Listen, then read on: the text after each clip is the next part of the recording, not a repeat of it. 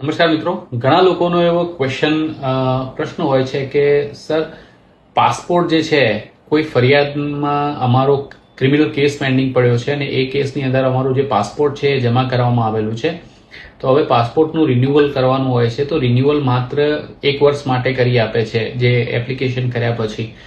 તો કેટલા વર્ષ માટે રિન્યુઅલ થઈ શકે? તો મિત્રો હું તમને જણાવી દઉં કે પાસપોર્ટ ઓથોરિટી જે છે એને 10 વર્ષ માટે રિન્યુ કરી શકાય છે.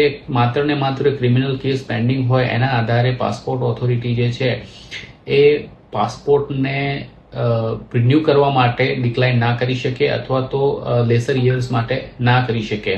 રિસન્ટલી ઓનરેબલ ગુજરાત હાઈકોર્ટ દ્વારા એક કેસ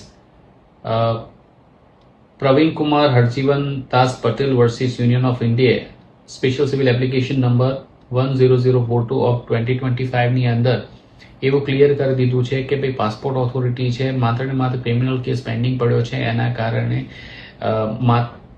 રિન્યુઅલ ડિક્લાઇન ના કરી શકે અને માત્ર 1 વર્ષ માટે રિન્યુ ન કરી શકે. બોમ્બે હાઈકોર્ટ ડિવિઝન બેચની જે ગાઈડલાઇન છે રિન્યુઅલ માટેની એને પણ સાઇટ કરી છે અને સાથે સાથે પ્રોપરલી જે સેન્ટ્રલ ગવર્મેન્ટનું નોટિફિકેશન છે એને પ્રોપરલી ઇન્ટરપ્રેટ કરતા આ ચુકાદો આપવામાં આવ્યો છે.